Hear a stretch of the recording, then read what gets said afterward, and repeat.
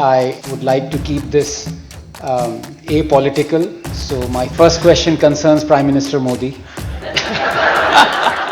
That's as apolitical as it can get. Yes. Why do we ask questions? A question is a tool to dig deeper, and you are in a privileged position that you can't be wrong, because a question can't be wrong. You're like a neat paper. Whose resignation are you asking for? Let me be blunt, you are an outlier, there is only one Sadhguru. Yes. So you are an issue here. I am.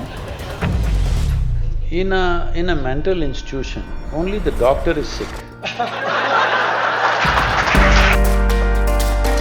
In the last 3 years, answers are on our fingertips, not just knowledge through AI. What's the point of an exam? Then why are you asking so many questions? The point I was making was, isn't intellect also overrated? Let's separate intelligence and intellect. Right. Intellect is a data-driven process. Intelligence is simply perception-driven. Yeah.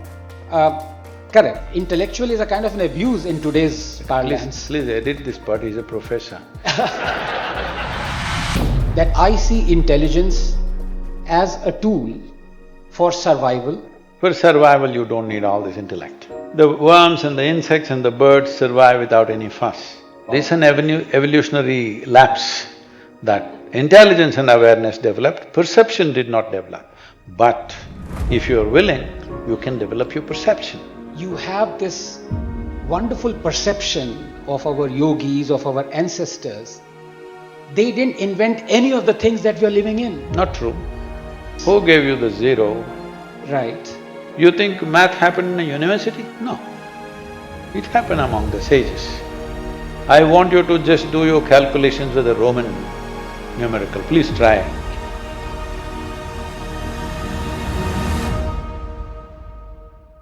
Good evening, friends. It's not just a pleasure but an express honor to be sharing the stage with Sadhguruji, and I would like to thank the organizers, the entire team, Kavita ji, especially Sadhguruji, for not knowing that I'm always invited only once to any gathering, unless he writes another book.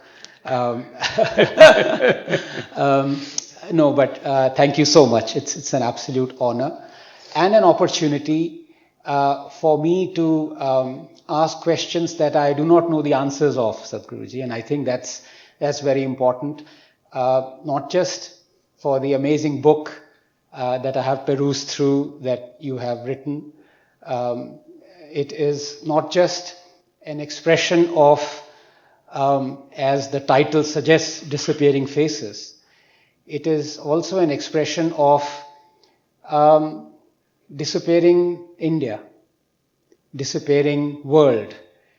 And where I come from, there is always a dichotomy. Should we or should we not worry about things that disappear? So I've kind of packed a lot of what we have for the next hour or so with questions that I myself do not know the answers of, and in expectations that I would be, not taught, but my hand held by you and taken to a place where I would get to know the answers. So thank you so much for this great opportunity. And of course, I would like to keep this apolitical. So my first question concerns Prime Minister Modi. No, but seriously. That's as apolitical as it can get. Yes. I haven't even come to Rahul Gandhi yet. But I was wondering about this, Sadhguruji, when I was coming here, that people listen to Prime Minister Modi and all politicians, in fact, not just him, because they want to know what is in his mind. In fact, sometimes quite literally so, his Mann Ki Baat. We want to know what does he stand for, his policies, what is going on, what is sticking inside. And people listen to you to want to know what is in their minds.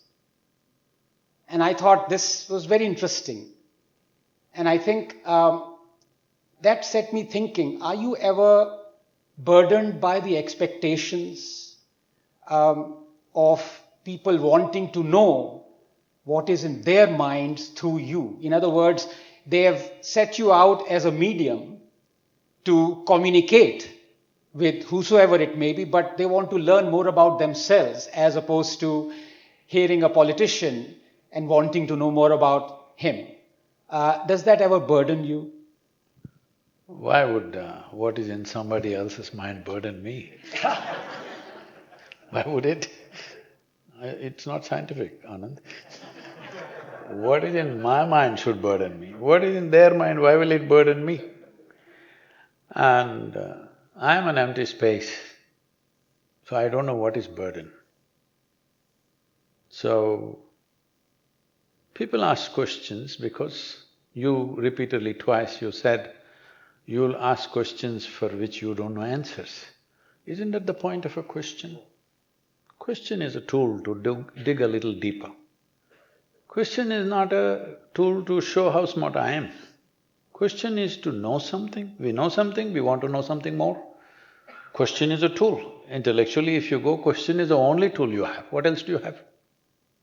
Whether it's science or philosophy or whatever nonsense, question is the only tool you have, isn't it? Whether you articulate the question or not. It's a question mark which is the basis of all science and spirituality, isn't it so?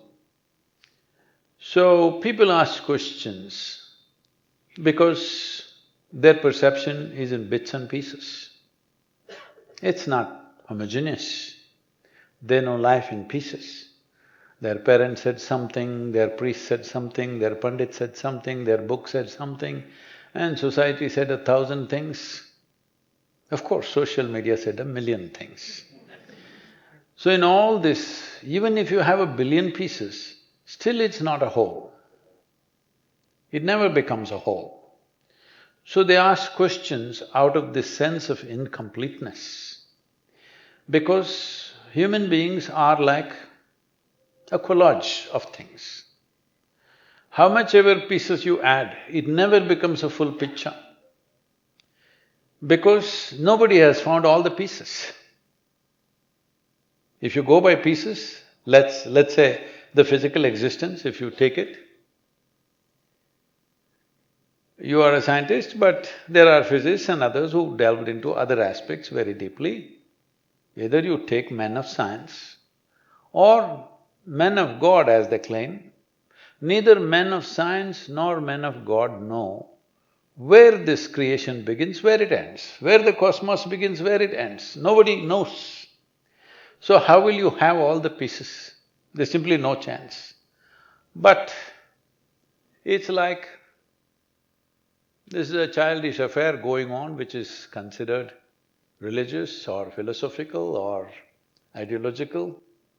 This is, I give you a 1,000,000-piece jigsaw, you put 7 things together and you say, wow, this is an elephant. It's a 1,000,000-piece jigsaw, you got only 7. With that you don't come to a conclusion. So questions are endlessly coming up and it's an Indian trait to ask questions because we have, 10,000 years of practice of asking questions. Any scripture you see, Indian scripture, there are no commandments, there are only questions, debates endlessly. Even if the so-called divine entities come in front of you, he never gets to give you a commandment, only questions. Endless number of questions. We were… because this is about this region, we were trekking in Nepal towards Hilsa from Simikot, a spectacular terrain. Someone, I don't know if it's Narvos, there's a bunch of Nepali guests here, it's their land that we have… largely it's the Nepal, some parts of it is Tibet. So, this is a small guest house somebody built there, so we were more than such a small group of people, about 50 of us. So we packed into that little building because we needed some shelter. So in the evening we are having one satsang. One Indian person who lives in the United States wants to ask a question. he starts asking a question. The question goes on and on, over 8 minutes. There are nearly 25, 26 nationalities there. Their eyeballs are rolling by then because they're trying to figure out what is the question. Then I stopped him and said, please don't get bewildered, this is an Indian question. We practiced 10,000 years of practice we have asking all kinds of questions that nobody ever thought of in any part of the world, all kinds of questions. So he's just doing that and I simplified the question to simple thing which was 8 minutes. Then when I talked about this questioning business in India, then one Chinese lady raised her hand. I said, what? She said, Sadhguru, I worked in United Nations for 27 years. Even there, only Indians asked questions. So, a question is a tool to dig deeper and you are in a privileged position that you can't be wrong. Because a question can't be wrong, only an answer can be wrong, isn't it? See, look at the advantage you have. You're like a neat paper.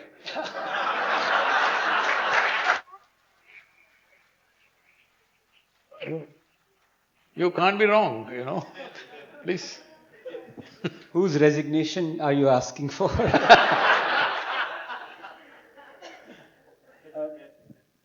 But thank you for that. That was a correct answer.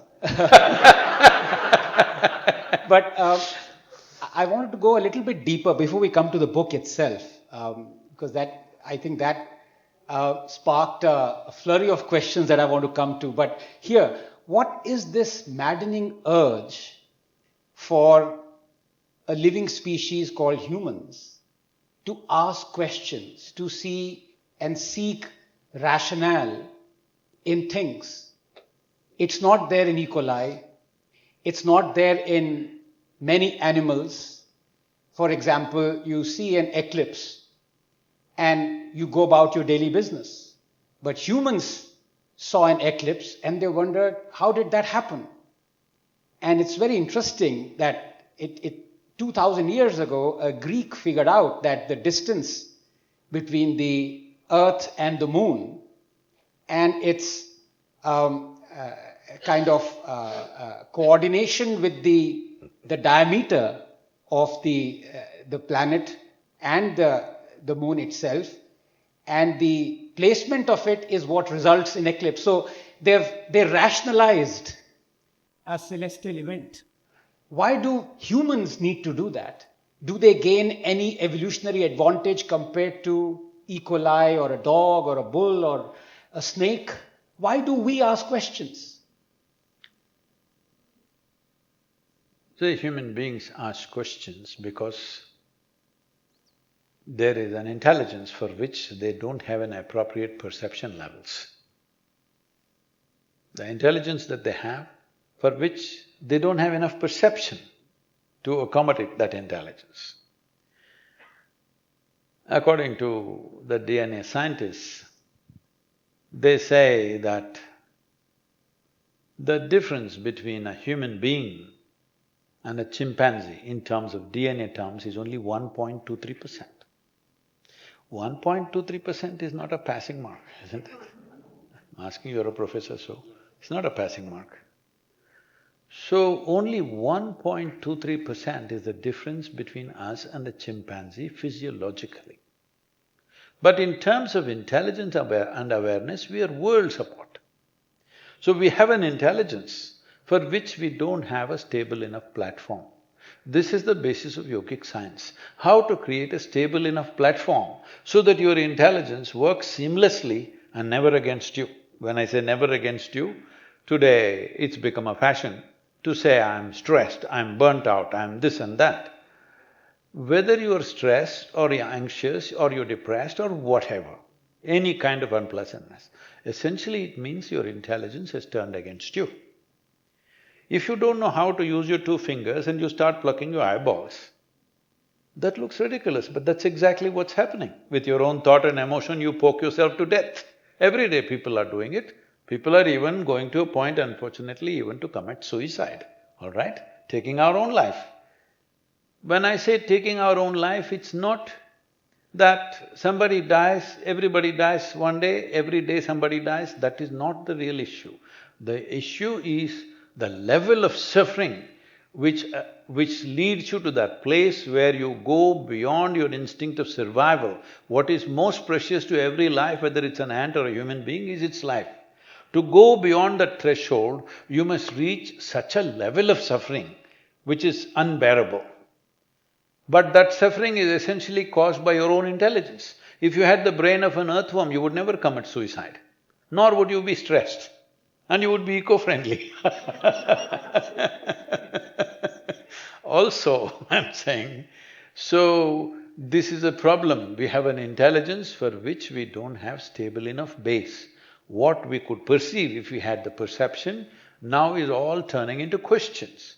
Another aspect of this questioning is, our evolution, human evolution has reached a place, our cerebral cortex has expanded to a point where, see, suppose I put you in a 5x5 cage, you will feel horribly imprisoned. Tomorrow we will release you into a 10x10 cage. You will feel wonderful for 24 hours, again feel imprisoned. Next day we'll release you into a 100x100 cage. You will feel great for a week maybe.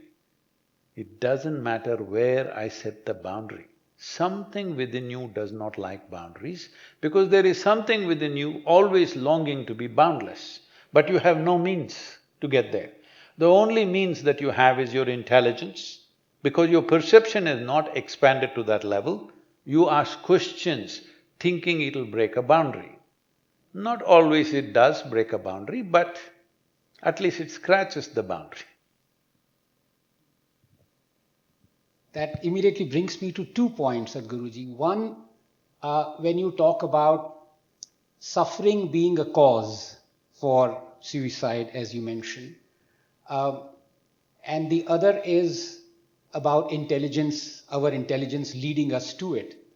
The fact also is that everything that we see around us, the world around us, all the inventions, everything, most of them are not older than 300 or 400 years.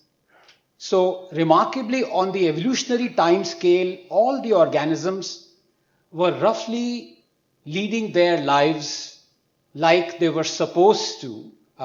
That itself is a contentious phrase that I've used. For about 90–95% of 13 million years of the existence of the universe. So when you say intelligence, I think the exponential jump of intelligence that we believe separates us from, let's say, a chimpanzee, are the things that we believe are intelligent are only brought by a few amongst our fraternity in the last 200–300 years. Other than that, we've been very similar on the time scale. 200–300 years? Let's say 1,000 years, 2,000 years. No, much more. I'm talking about electricity, I'm talking of, all the inventions that we use currently. No. See, they're not the only most intelligent things. We learned to manage fire. It's a tremendously intelligent thing to do. We came up with a wheel, not a small thing. We learned how to cook our food, not a small thing. But we also learned how to fight a war, a big thing, but unfortunate thing. Amongst ourselves. But see, it's all among ourselves, the same species. There are some Nepalis, they may be Denisovians, there's a sister species. Some of them are a little bit, just check your ears, if your ear is stuck to the face, that means you have a little bit of maybe a few percentage points of Denisovans. So otherwise, they're all Homo sapiens. Whether they're white, black, yellow, brown, whatever they are, all right? So it's always among ourselves. Who else can we fight with? But we are not fighting only among ourselves, we are also killing every other creature endlessly. That their populations have seriously depleted. People, recently I was somewhere in an ecological thing, everybody's talking about fires in California, fires in Europe, in Greece and whatever. So see, every news channel is talking about, 10 homes were burned. It's a terrible thing for the people whose homes were burnt, I understand. I'm not trying to depreciate that, but you're never thinking of trillions of organisms, insects, birds, animals burnt because you have no sense of life. You have information, you have no life. That's why these spaces are important. They have no information, they're just all life. They may look remote to you, but they're all life. They know their life very well. They may not know other technologies and stuff, but they know life. But the important thing to understand, if you know life, you would know, without all those species, we cannot live. Without us, they would flourish. This planet will flourish without you and me, I'm saying. But without them, you cannot survive here. But we are always thinking as if we are the be-all. And anyway, you are the expert, you must tell me, when the human species came and what happened, they're saying some 150,000 years ago or 1,000,000 years ago, whatever it is. But we are a recent happening. But because of our intelligence, our ability to use intelligence, and because of that we have the ability to use tools, we have become a dominant species. This dominance has come without necessary perception. If we perceived life as is, we would know these things. We don't need bits and pieces of scientific information. We would know by experience how life upon this planet is so homogeneous that our very bodies are over 60% microorganisms. We can't just imagine that we are something dropped from heaven kind of stuff. And the religions of the world have added to this rubbish and made it like God-given stuff, that you all came from somewhere, all the creatures came from the earth, you came from heaven. If you came from heaven, why don't you go? That's what all the other creatures are saying. Really. If you listen, every tree, every insect, every bird is saying, if you guys came from heaven, why don't you please get there? Because we are senseless species we have become. We have power, we have capabilities, we have possibilities, but we are a terrible possibility right now unless we change our tack, which is far away, all right? So the important thing is, questions and questions are arising in human mind because we've not figured anything fully. With all the scientific development that we have, we still do not know a single atom in its entirety. We know how to use it, we know how to fuse it, we know how to break it, we know how to make a bomb out of it, but we don't know what it is yet. So, we have intelligence without the necessary perceptional match-up. So questions are oozing all the time out of every pore of human body. Hence the question, we have the intelligence, why haven't we figured out the right way of using it? Isn't there a contradiction there? There is no contradiction. As I said, see… Is that… sorry to interrupt, is that true because with every invention? you keep taking Darwin's name. All right, let me say this. Darwin, I'm dumbing it down too simplistic. Darwin said something like this: a goat could have become a giraffe over 1,000,000 years' time, evolution. A pig could have become an elephant over 5 or 10 million years' time. But a monkey became a man rather too quickly. Yes, too quickly. So that is all. This is an evolutionary lapse that intelligence and awareness developed, perception did not develop. But if you are willing, you can develop your perception. The main USP of this civilization is that this civilization is about enhancing your perception. Our sages and yogis and mystics sat with eyes closed, you think because they were idiots? They didn't go to the university, they didn't, build an industry, they didn't make money. They sat with eyes closed most of their lives because they're striving to enhance the perception, because they know that's where the lapse is. So, Sadhguruji, that is exactly the point. You have this wonderful perception of our yogis, of our ancestors, They didn't invent any of the things that we are living in. Not true. What did they invent? I mean, Ze- I talk of the modern gadgets, the All modern right. instruments. Who gave you the zero? Right. Almost everything you have is because of the math. Yes. Yes. Who gave you the math? I'm talking of a very. You think math happened in a university? No. It happened among the sages. Only those who could see in their experience, in their perception, they saw that everything comes from nothing and everything goes back to nothing. Only they could conceive something like shunya or a zero. It's out of that your math has grown. I want you to just do your calculations with a Roman numerical. Please try.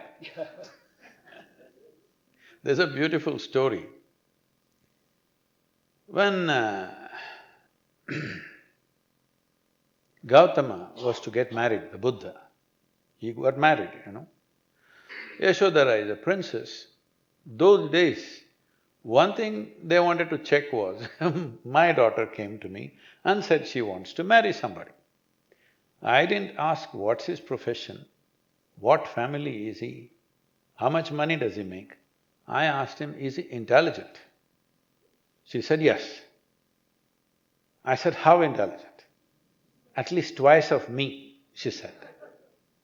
I said, good, if you think he's more intelligent than you, all right with me. Whatever nonsense he is, if he's got the brains, we'll do the rest. If that is not there, then what to do? So, Gautama was to get married. Yashodhara's father asked, what can you do? You're the son of a small kingdom, king, little kingdom. What can you do? Gautama said, I can count up to the power of 53. He said, really? And he counted. What can you do with these numbers? He said. He said, I can count every grain of sand on the banks of Ganga across 1,000 miles. Then he said, what else can you do? He said, I can count up to the power of 632. What can you do with that? He said. He said, I can count every star in the cosmos with that. He gave his daughter to him.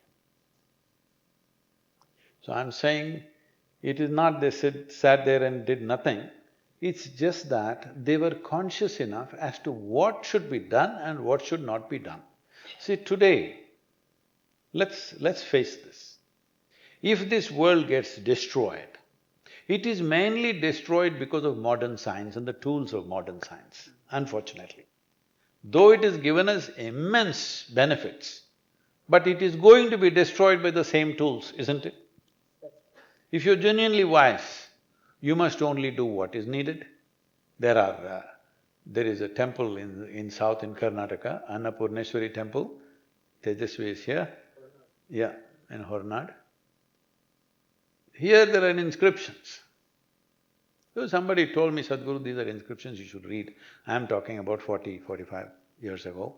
I went there to read the inscriptions, it's in Kannada, so I took somebody to read that because it's ancient Kannada, it's difficult to read. Here it says, you can fly an airplane with solid mercury fuel, but if you fly this, the ether will get disturbed. If ether gets disturbed, human minds will become unstable, so we should not do it. And then in another place it says, you can put a small hole into the earth and fresh sweet water will come. But if you do this, all the other species will suffer and then suffering will come to us, so we should not do it. Bore wells and flight. I'm saying, you think they're fools? They're wise. So, today we've become childish science. Anything we can do, we will do. Even if it destroys our life tomorrow morning, we will do it because we can do it. And is it, Sadhguru, because we've kind of forgotten that the ability to survive does not require each and every instrument or tool that either we have or we want. What I mean is, that I see intelligence as a tool for survival, and millions of species are surviving along with us who do not have that tool or do not have neurons that present that tool. E. coli being one example, you yourself mentioned correctly that our being is made up of 100 trillion. I didn't say being, body. Our body, yes, that's right. That's right, yes, correct. So, if it is just a tool to survive, why is it more necessary than an E. coli survival who's able to survive as good, if not better than us? See, first of all, the question is starting from a wrong assumption that it's a tool for survival. For survival, you don't need all this intellect. Right. Because the worms and the insects and the birds survive without any fuss. If you really look at your survival process, what is it that you're doing? You're not doing anything different from what other creatures are doing. Yeah. You are born just the same way as a grasshopper is born, nothing different about your birth. You may think something you have done, nothing, it's the same thing. It's just that they're born simply, you are born with lot of fuss from all kinds of idiots around you. Yes. So then you grow up, big fuss. I earn my own living, big fuss. All of them do the same thing without effort. Not without effort, without fuss. Then we may reproduce, they also reproduce without fuss. We reproduce with too much fuss. And we die with too much fuss. They simply die. So I'm saying when it comes to survival, they are far more efficient than you. So in terms of intelligence, you are not more intelligent than them. You have an intellect. That means you have a silly little data center here. I'm saying silly little data center because now major data centers have come up, compared to that we are silly little data centers. We need less water. Huh? We need less water. Not true. For the volume of information you carry, you're consuming more water than them. They carry trillion times more information, so they need more water. The volume of information we carry, we are consuming more water actually. Because they are stable in one place, we move around and do things. So, and also the tantrums cost a lot of water, So, the important thing is, our intellect gathers a certain amount of data and tries to process it and find expression to it in so many different ways. I'm not trying to belittle human intellect. All I'm saying is, it is not necessary for your survival. Survival can be done just by observation. This is what these faces represent. Look at that face, is there any intellect in that? No, it just knows what's around, it knows how to survive. You may think that's a crude existence, it is not. Because most people even in this society are not doing anything intellectually fantastic as far as I can see. I don't know if I'm missing the point. They're just surviving with great difficulty. To pass a day, they're struggling. See, day is something which will pass by itself. Hello?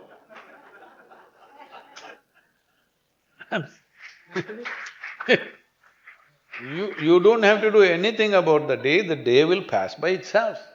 The life is also like that. You will never see, this is not a university or a school, you shall never fail, everybody will pass. Hello? See, you can't have a more blessed life. Whatever you do or you don't do, you will pass. Great, isn't it? This is like a government school. Everybody will pass. No need to fail. There's no such thing as failure. Only thing is, you must know how to handle your limbs and your faculties, including your intellect, which is also one of the faculties. If you know how to handle them, you do the best in the atmospheres that you are. But right now they've gotten into such a mess, their own intellect is entangled. See, people are not suffering something else, they're suffering their own intellect, isn't it? And hence, again, the question, intelligence, I believe, is overrated because we've come to the conclusion that every species, living species, is able to survive Very well. with or without intelligence. No, no, it's not that they lack intelligence. Let's separate intelligence and intellect. Right. Intellect is a data-driven process. Intelligence is simply perception-driven. Yeah. Correct. You're right. The point I was making was, isn't intellect also overrated? Terribly. Isn't it? We don't need to be intellectual. I mean, intellectual is a kind of an abuse in today's parlance. Please edit this part, he's a professor. Yeah, I don't want to lose my job. That's why I'm saying. In fact, I'm from JNU, so I can only lose my job by a presidential order, so that's another matter. I didn't know that. After an illegal dharna with lots of dufflies. I didn't know there was so much security in being in the university. But Sadhguruji, and here I come at last to the book and the connecting question. Let me take you back to 4 billion years ago. The things that were reproduced in 1953 by Stanley Miller in his experiment where he recreated the early Earth, and by having 3 or 4 elements and water and voltaic discharge, he was able to see that the primordial life forms were, or elements, building blocks were formed, nucleic acids, amino acids, whether it be reducing atmosphere or neutral or oxidizing atmosphere. And then let me progress further to Jacques Chaustac and his protocell that showed in hydrothermal vents, when these building blocks came together, they formed a primitive cell that was not able to reproduce through genetic information inside it, that got trapped, but through a Donan effect of basically simple give and take of molecules that went inside freely. And then let me progress further to William Stemmer and his sexual PCR that showed that you could actually gain advantage and survive 1,000,000 times more stress if you were to accumulate the helpful mutations in your DNA. And then finally, let me progress to the genome sequencing that showed that our housekeeping genes of the most primitive cell to the human cell have exactly those 3,000 or 4,000 proteins that every living being cell has. When you look at that, and you look at the progress of life form, Sadhguruji, you are absolutely right, it is to do with survival. Species have survived. Some have the perception, intellect, intelligence, some not. And when I saw your book talking about disappearing faces, when you look at desolate lands and scattered existence, the fact of the matter is that there are millions of species, quote unquote, faces that are disappearing and appearing. Does it actually worry you that humans are disappearing? Are you anxious about losing a life form, or is it just a progression from the building blocks that created life on Earth to whatever might end it? You talking about environmental loss or this? Life, the loss of life, disappearance. Does that worry you? See, when we say disappearing faces, it doesn't mean these people are going to die or become extinct. Actually, they're going to thrive better because most of their children are going to schools. Nepal has managed to build even those simple schools. Even in the remotest places there are schools, I've visited many of them. Children are fully bursting, but their faces are different, they don't look like this anymore because they have intellectual input. So this is a different kind of disappearance which is happening all the time. And today, certain people who claim they are a certain generation are almost claiming a species rating. You know what I'm saying? They think they are a different species. I'm saying everyone who is alive on this planet right now is one generation as per me. As it is, we have enough segments in humanity in terms of race, religion, caste, creed and nonsense, nationality and so many things. Now even if you are born 10 years after me, you are another generation, another claims 3 years after you, another generation, all the alphabets used up and now back to alpha. Where are we going? So, desperation to be something which you're not.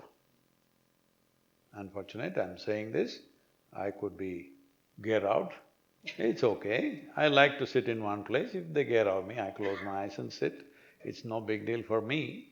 But the important thing is, this is an era going away. And it is so starkly visible there that there is one picture, I think you have chosen that picture, one little girl, Yes. a colored picture. She's a school-going girl. She's just visiting her grandmother's place for a festival. She's dressed in the traditional clothes, but you can see she's bursting with joy, but it's different from these faces, distinctly, because she's going to school and she's getting a certain information. This is the difference when you have only sensory input. The land that you live on, the terrain and your own self becomes kind of matching because that's what you're imbibing. The shape of things that you see impacts you. And when you don't have any information, this mountain is… this is the name, this is the height, this is the rubbish, all kinds of information, you don't have any of those things. All you know is what you see. Slowly that becomes a part of you. There are significant spiritual examples like this, people who have lived with certain masters, they have become like them facially, it's just incredible. They've become just like the other person over a period of time, simply because they're just looking, completely imbibing that person, nothing else. So this is what these faces are. These are bound to disappear because we don't want to spare anybody from the contamination of education. We want to make sure everybody is educated. I remained uncontaminated. Do I look uneducated or no? It's a qualification, it's not easy. When I go and stand in the line, in the immigration lines, when I used to stand in US, they ask, "Can you speak English?" Because I look that uneducated. And it's not easy. Not easy to stay uneducated, because from the first day you are born, every idiot around you, he wants to teach you something that's not worked in their life. Yes. Everybody wants to teach you something, and it's not worked for them. If you look at their faces, you can see it's not worked for them. Maybe they've survived, maybe they made money, maybe they progressed in the society, but from their childhood to now, if you look at them, they're much less joyful. In my understanding, that means it's not worked for them. They were 5, if they're that happy, by the time they're 30, they should be ecstatic. If that didn't happen, it didn't work. So what has not worked, they want to impart. So this is the problem right now. This is not something we can avoid, it'll inevitably happen. But here is what I have come to a conclusion, Sadhguruji, you are a problem I am. in this world. You actually are. Yes, I am. And I'll tell you why. I see humans as when I have a culture and I plate it on an agar plate and I put it in the oven, after 16 hours I see colonies forming. That's what we are. Humans have formed colonies. We've either colonized other human settlements, destroyed them, or we've colonized other life forms. We are colonies. And when you say that all of us, including our parents and we as parents, we want to teach and imbibe all those values that we believe are important for a human being to survive in this environment. And then you come along and then you say, well, I will not only survive, I will thrive in this environment without having all those qualities that you believe are necessary in your imbibing. Yes. So you are an issue here. I am. Yes, you are the Because problem. in a mental institution, only the doctor is sick.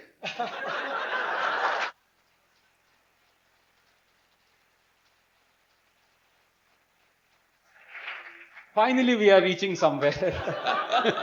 Everybody else As I is… said, I'm always invited only once to a gathering, so… No, everybody else is fine, isn't it? This happened. So there is a clash Can I of… tell you an incident that Please, happened? please. A bishop went to a mental institution in United States because he wanted to harvest some crazy souls.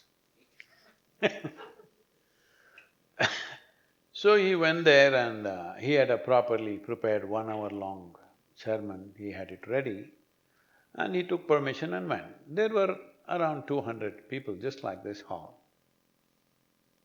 And he stood up at the podium and started reading and speaking. He kept looking, not one person was listening. There was only one guy here in this empty chair, because I don't want to point at anybody.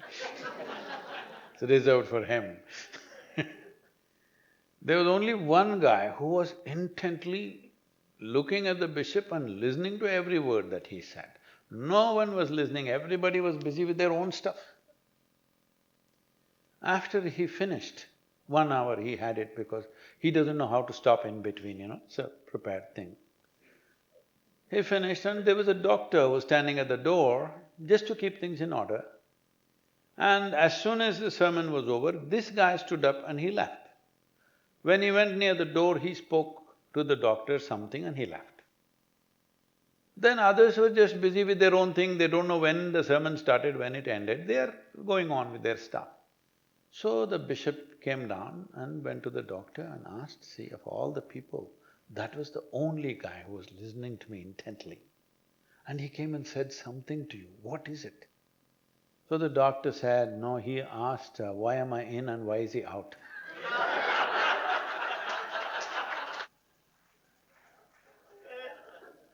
It happens like this. But I want to scratch a little bit more about this thing about why you are, Sadhguruji, an outlier. And it's terribly vexing, and I'll tell you why, because we've formed a society, we've formed a set of rules, and we believe, every society believes that they have the ideal rules for their survival and thriving. And we are forcing people to conform to that. And when you talked about earlier about humans always fighting with, not just amongst themselves, with other life forms, always fighting, it is this clash of adaptability. We believe that if somebody does not have those values, he or she will not be able to adapt to our environment. Hence the need for degree, for schooling, a type of schooling, learning a type of language, doing a job, doing a vocation. You do none of that. No? And you are an outlier. I don't want to ask you how you've survived amongst us, but I thrive. now here is the $1 million question.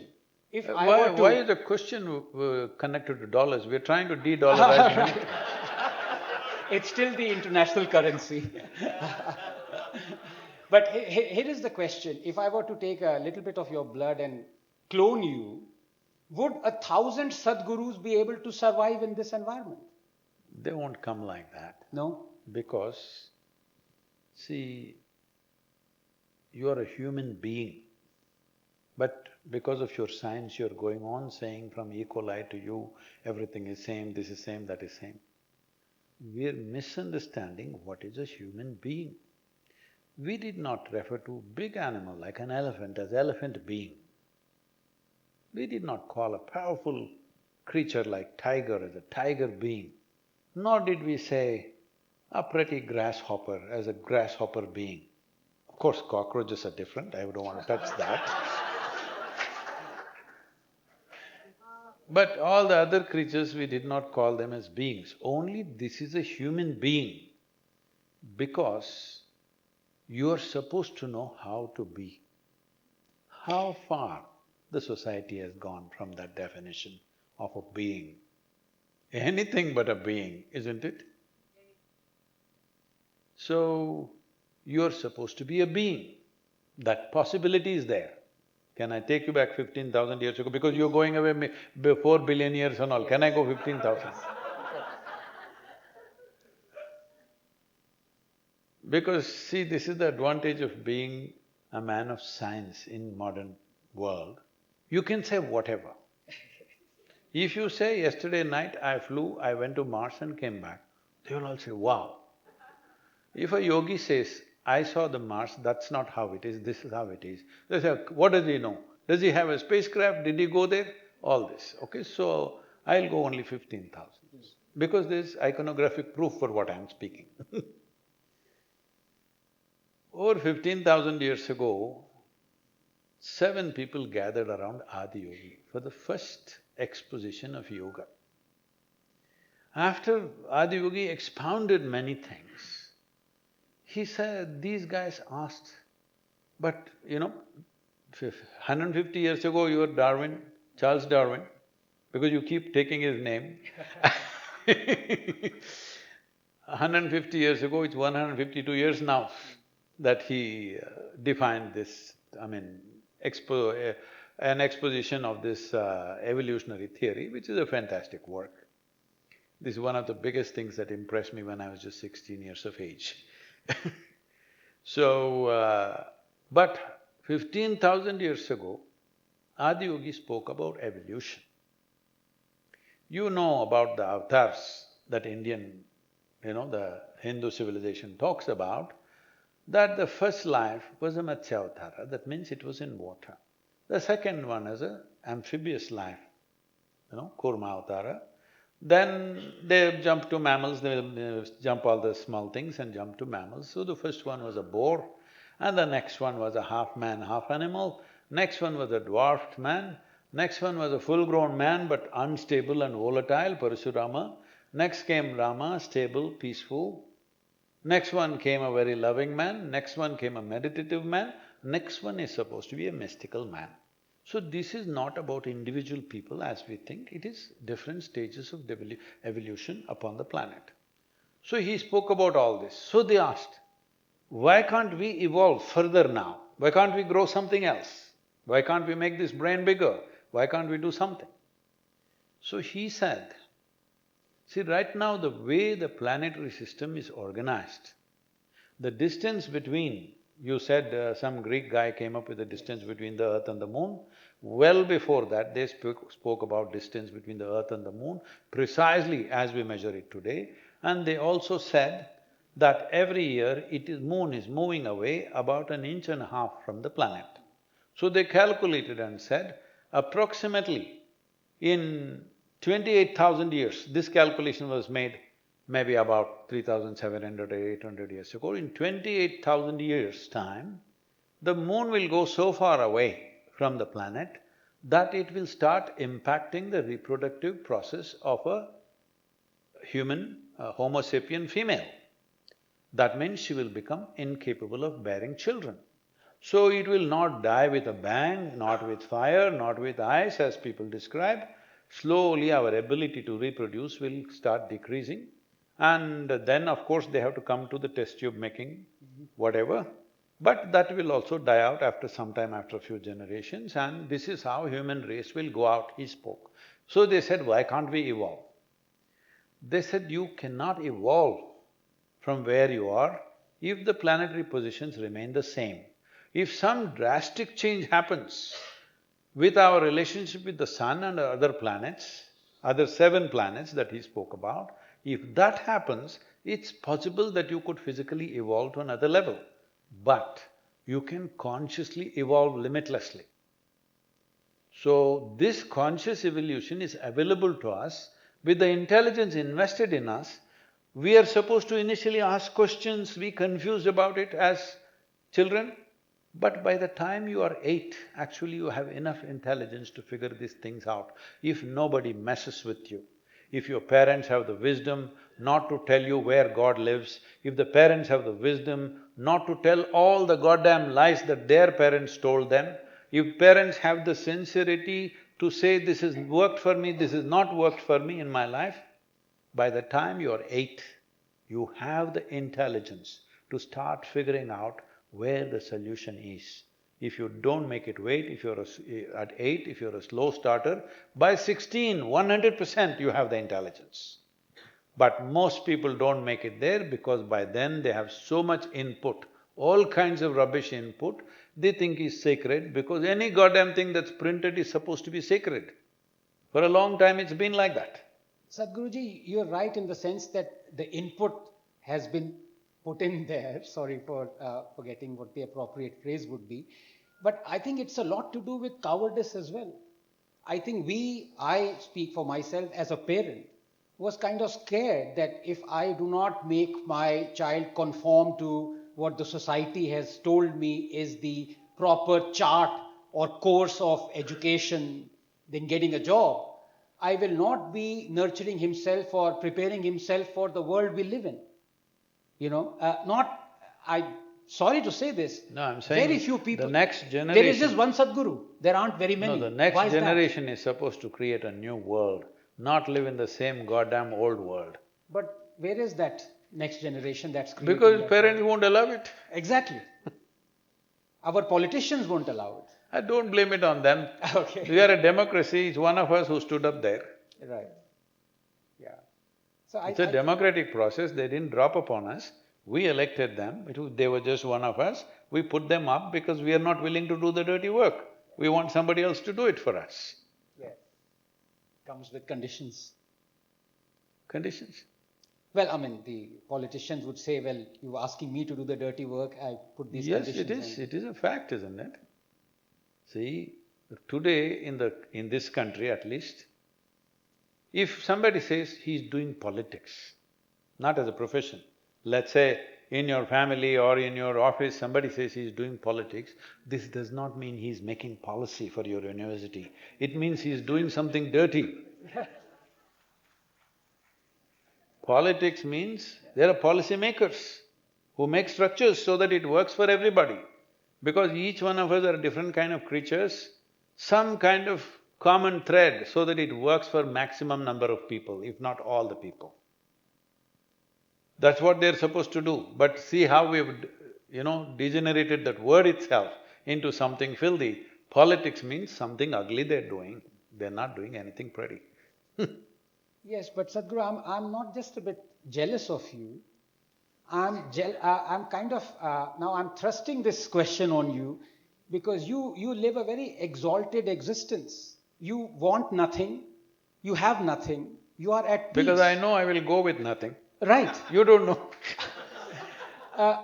Fact of the matter is that, where you stay, traffic jams are caused by gazelles and squirrels and snakes. And I just… 5-kilometer ride, it took me 1.5 hours because traffic jams are caused by a car in front of me that says Gujar, or that says last warning. He's getting into trouble. No, I'm just saying, we are living in a society that has… He's touching the Gujars. No, I mean, no offense, absolutely no offense. I see myself as an Ethiopian, so… Was it a tractor or was it a car? It was rocks, ROXX. But the fact of the matter is, you are living an exalted existence. None of us…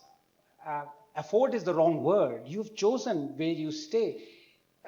Let me be blunt, you are an outlier. There is only one Sadhguru. You can say whatever you want, but I'm telling you, these days it's little better because I'm flying much more these days. Otherwise, I've spent more than half my life on the roads of India and the rest of the world. I've driven across the world, both for work and otherwise. Even today, I ride because getting a four-wheel drive, four-wheel car through traffic is difficult, I ride. But you always go back to your environment, don't you? See, that's what… You never found anything better than where you stay? No, I always make sure I'm in the best possible place, why not? Because I'm setting up the center not for myself. If you come to Tennessee in United States, we have the most spectacular land that you can see, 23,000 acres. Here, if you come Wellingary Hills, every time I drive in, I wonder why the hell do I ever travel, because this is the most beautiful place that you can go to. So is it in Bangalore, so is it everywhere, but you must understand to set up something. See, if I build a center in the city, tomorrow morning it'll be full. But to set up a center like this, 35 years Our lives are gone there. All the volunteers who came to me at the age of 18, 20, today they are all in 50s. Their entire life has gone into making that place beautiful and livable and attractive for people to come and experience that place. So I'm saying if you want something, there is a price to pay. You don't want to pay the price, live in an apartment in a city, it's up to you. I think it's like a bird's cage, Yeah. but it's a choice. You think about 5 by 5 cubicle, 10 by 10. It's so appropriate for city dwellers. It's really got me thinking. So, I think we have time for one more inquisition, if I may, for my own benefit.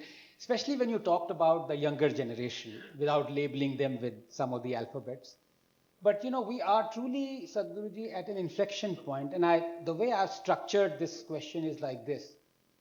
Uh, in the last 3,000 years, knowledge for us was a privilege. Only those who could have access to a library or a scripture or were wealthy enough to visit a place could gain that knowledge, till about 1990. In the last 30 years, knowledge was on our fingertips. Most, you can say, 15–20% of the knowledge, immense knowledge. But in the last 3 years, answers are on our fingertips, not just knowledge, through AI. then why are you asking so many questions? I was just coming to that. Brilliant.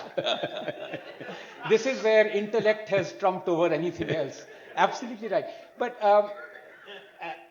the question was, should we be more worried about disappearing minds than disappearing faces? What are we to do when the combined human achievements, intellect over the last 3–4,000 years has given us this AI, this pool from which we can easily draw? For example, what's the point of an exam? I have an extra organ. I never went there, I missed many examinations because I never saw the point. Yes, you were always ahead of us. But what I meant was, we now have an extra organ, which is a phone with an AI, Grok or something. Why should we be ashamed of it? I'm saying you're even copying questions. Your students copy answers. Yes, yes. So, disappearing minds is a problem for you. What are we to do? No, see, now I've stopped going there, but this started about 7–8 years ago. They started inviting me to all kinds of AI conferences. I was wondering, why are they inviting me in St. Petersburg, in Los Angeles, here, there, all kinds of places, they're inviting me for AI conferences. Then I asked these guys, why me? I'm natural, I'm not artificial, why are you inviting me for an artificial intelligence thing? So they said, this is a very well-known professor, I don't want to name him. He said, we are all worried that what will happen to our professions, not just me personally, but our very profession. The teaching profession will go away. But we see that you are not bothered about it. I said, I'm always waiting, when will I become unemployed? That's the best thing that can happen to you. So this is like this. I've said this many times, but let me repeat this. This happened, I don't know if you're too young to know about Datta Samant. Yes. You heard of him? Yeah, of course. So in 1971–72, Datta Samant caused a massive disruption in Mumbai because the port employees, the coolies, went on strike. Why they went on strike is because they installed the first gantry. At that time, the largest seafaring vessels were 125 to 130,000 tons. Today, most of the vessels are over 250,000. But those vessels, they were taking 26 to 28 days to unload. Human beings going with, carrying sacks and emptying things. Well, the famous… they made, the Mumbai cinema made movies about that, about coolie and this and that. Then the gantry came, the gantry unloaded a ship in 24 hours. So the coolies went on strike. Datta Samant took the organization of that. The simple logic was, we grew our muscles and we're making a living out of carrying these bags, unloading a ship in 26, 28 days. You bring this machine and it unloads in 24 hours. What are we supposed to do? Where are those guys now, I'm asking? Probably they're IT engineers now. Because they're again talking the same language. What should we do now? AI is coming, God damn it, it's the same thing. The machine came, aren't you happy that you don't have to dig the streets, the machine will dig it quickly? Have you seen what it is? I always wondered, somehow it was true at that time, that wherever in India tarmac roads were happening, highways were happening, putting these bitumen roads is not easy, it's hot and it falls on your body, they're not properly geared up, there's no full-on gloves and thing and all, it falls on your body, it burns your skin. I've seen many people coming with those injuries, all this stuff. But wherever you went, these tarmac road-making people were either Tamils or Biharis. The only two tough breeds who could do this, nobody else wants to do the job. Today machines have come, nobody is burning themselves up, you sit on a thing and it dumps, it does everything, it mixes all the thing. Otherwise they were actually physically mixing this bitumen, it's such a dangerous job. Everybody's hands are burnt, the legs are burnt, and in that toxic this thing, people die early, everything. Even the Himalayan roads, the BRO, is it? Was it BRO? Yes. Yeah. Even the BRO roads, whenever I see tarmac being laid, if I'm driving or riding, I stop and talk to them. Because I see, without them, you won't be riding. Hello? You will not be driving. I always made sure I stopped and had a chat with them. Always it's Tamil people or Biharis. So today machines have come. Aren't we glad that human beings don't have to go through this? They have all graduated to become IT, software. But now that's going to go away, again you're crying the same story. Arey, learn to do something else.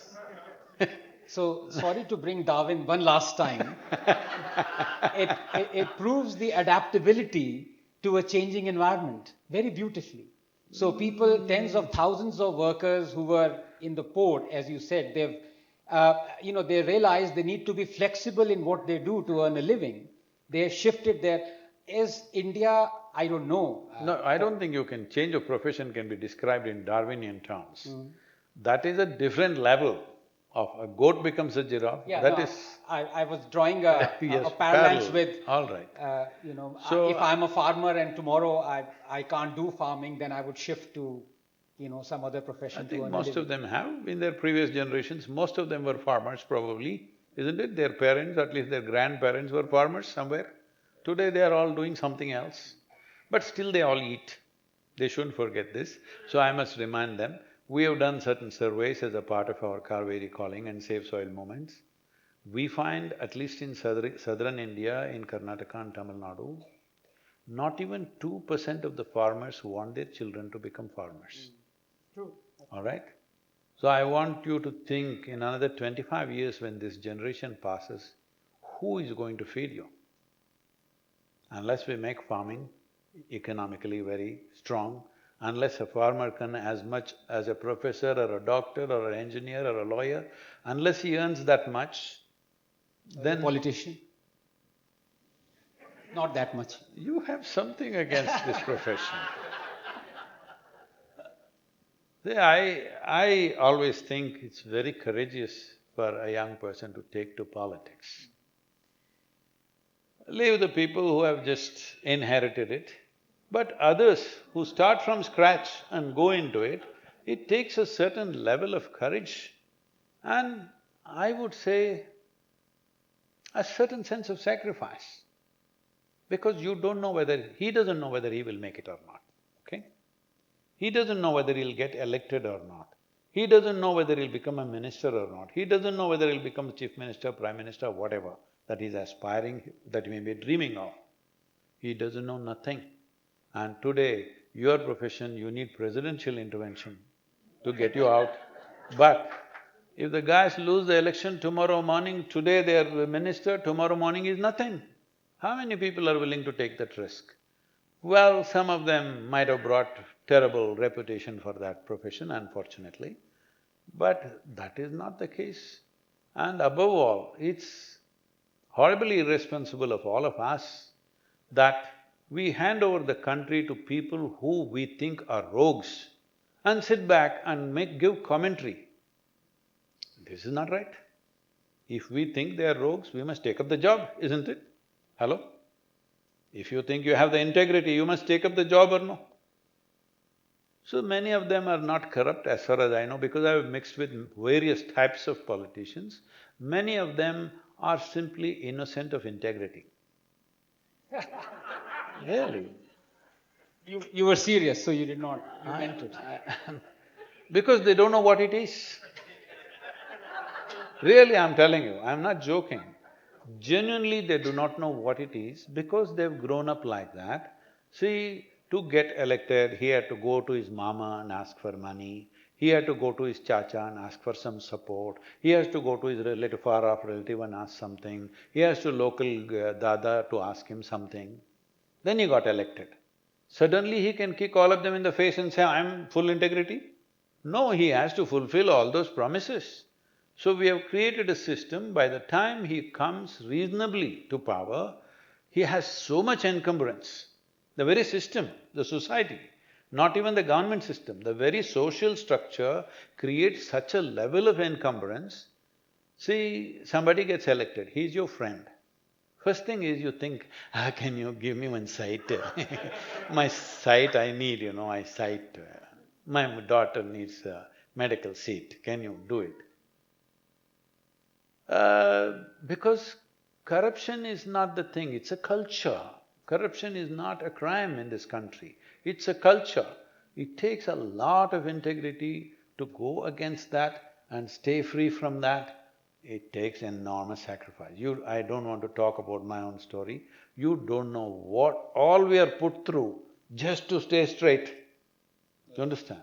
It takes… we're not asking for any favors, just to exist without yielding to certain things. It takes a lot, every day. You understand? So, Sadhguru, final question. One more. Do you see yourself as Bhishma Pitamah? That guy was a bloody fool, I'm not that kind. That guy sits here, when a woman is disrobed in public, that guy sits here and thinks he's doing a great thing. I'm not that kind of guy. No, I didn't mean that particular aspect of Arey, Bhishma that Pitamah. defines the man. Morally crippled. I'm saying, let me put it in the right sense, crippled by your own morality. Too much morals, no life sense.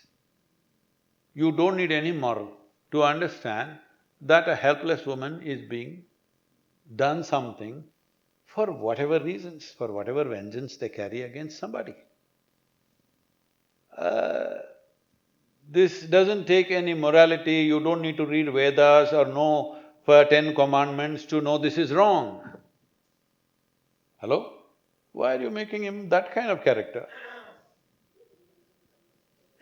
Agreed. What I meant was, you're on a bed, watching the world go by. Oh, you want me to be on the bed of arrows? This guy has no good intention for me. Tell me, ask me one nice question last. I had a list of all the nice questions and I haven't asked a single one of them. This is perhaps the only book launch in the world where we've discussed 1.5 hours and not discussed the book at all. But it's been an absolute pleasure and a joy, Sadhguru. I've learned so much, and I hope the audience forgive me for trespassing on your intelligence and intellect with silly questions, but I really wanted to understand more from Sadhguru, hence I asked those questions. So I would like to thank all of you and Sadhguruji for giving me this opportunity. Thank you so much. Thank you, Sadhguru, for sharing not just those stories, but a lot more about life and intellect. Hey, we were supposed to talk about these people. Yes. So I would like to request, Sadhguru, if you'd like to share a few words about the disappearing faces. just a few words. We've got the images, but we'd like to hear from you. As I said, I'll never be invited again, so please. Not for this book. We will invite you again because you seem to be having questions and slowly you're delivering them very slowly. We will give you an opportunity to ask any kind of question about the people. As I said, they are unique faces on the planet. Just look at them, the way they are. And everybody, when they go to Himalayas have been photographed and photographed endlessly. From the age of 19, for 27 years I trekked in the Indian part of Himalayas every year. Mostly alone, but last 6, 7 years I took people with me. Last time I went was 2004 or 5, I don't remember exactly. When I went there, I saw the peaks that I had known. I'm somebody, I know all the trees and birds and animals among which I live, but I've never tried to name them, zoological names, botanical names. I just remember them the way they are. I have a video in my head that I see, even now I can see anything, but I don't know the names. People ask me, Sadhguru, what species is this, what… I don't care what it is, these are all names we are imposing on other creatures, which is unnecessary. Maybe for the sake of study, understanding, somebody needs it. But for experiencing life, you don't need those names. In fact, you cannot experience it the moment you give names to everything. So, the same with human beings. I just remember the faces most of the time. I don't even care what their names are. If I look at you, I know I've seen this face, but I don't care what your name is. What does it matter? I'll tap you and ask, hey, what's your name? Because, I'm shameless. It's a huge achievement, People ask me, Sadhguru, where did you learn to sing? I said, I never learned because I'm shameless, I can sing anywhere. Because I don't care what you think about it. If I feel like it, I will sing. You don't like it, you can say it, I have no problem. So, when I looked at these faces, these are the faces which are closest to me because they have no sense of all those things, they're just there. I'm not trying to idealize them, they have their own little problems in their own societies, tiny little problems which are major problems for them, Whether you think Delhi has a lot of politics, a little village has more politics than New Delhi, There's so much there going on in their own tiny little lives. But there is something about them which is so much like the terrain. I've loved the terrain of this part of the world, everywhere I would say. And when I crisscrossed India on my motorcycle, I didn't go to any particular place, I simply rode. I still remember the faces that I saw, I interacted with, and the land that I saw. I remember small outcrops of rocks, a certain tree which was standing in a crooked way. If I ride into the Himalayas today, I just ride like blind. People say, how do you go like this? Because I know every bend, every curve, every mountain. I don't remember them as this and that. I just know like a video, it runs in my mind. Because I never named them, this is an important thing you need to understand. Instead of focusing on experiencing life, you're trying to store life. Now, of course, see, she's taking me. It's all right, shoot, it's okay. Because you want to store life. Store it and take it where, I'm asking. Even the things that you've stored, you can't take it anywhere. Where will you store it and take it? You can only experience it. Because how rich your life is not in terms of what you have. It is in terms of how profoundly you have experienced it. That's all there is in human life. There is nothing else you carry with you. Every moment of your life, the only thing you carry is how profound is your life in experience. How many things I know, how many things I possess, how much I possess in my pockets, that is not nothing, it is only valuable when there are people who have less than you, unfortunately. So there is no joy in that is a sickness that you enjoy other people's failures, they have done worse than you in life. See, you have $1 billion, I must tell you this. I was just about to launch Save Soil movement. It was not to be done in United States, but I was trying to rev up the social media and media before I come to London and ride to India. So in one of these events, morning I'm sitting and one young man running around like his tail is on fire. I look at him and say, "Hey, what are you up to?" He says, "Sadhguru, I want to make $1 billion, I want to make $1 billion. I said, "Only 1 billion? You come tomorrow, I'll give you." "Really, Sadhguru?" I said, "Yeah, you come tomorrow, I'll give you 1 billion. There were 8 of his friends sitting in this line, they were sitting quietly. I said, "See these 8 guys who come with you, I'm going to give all of them 10 billion each." "Why, Sadhguru, they get 10 billion, I get 1 billion? Hey, idiot, just now you said your life's ambition is only 1 billion. Now the moment they get 10 billion, you're already miserable. Neither you got it nor they got it." So I'm saying this kind of meaningless life is going on because what you possess is meaningful only if others don't have it. If everybody has 1 billion, you will feel poor, you will feel pedestrian. So this whole thing about enjoying other people's misfortune should stop. Must stop because this is not joy, this is sickness. If you leave this, then this life has so much to offer. If you just leave this, how can I be better than somebody? If you just leave that one thing in your life, this life is an immense possibility. Wherever the hell you are, whatever your position is in the society, still it's an immense possibility for everybody. See, we are thinking, but if I'm born in a slum, if you came here 500 years ago, everybody was living in a slum. You think they were never happy? Hello? You think your great-great-grandfather was never happy because he lived in a hut? He was fine, isn't it? He lived a full life. So life is not full because you have a car or a home or diamonds hanging around your neck. No, life is rich only because your experience of life is rich. For that, you need to focus more on perception, but today's generation is totally dedicated to expression, though they don't have much to say. It's very important we invest a certain amount of time and energy for perception and experience. Then if it's something worthwhile, let's express. Nothing worthwhile, let's sit. Thank you very much. Thank you, Sadhguru. Thank you, Dr. Anand Ranganathan, for guiding.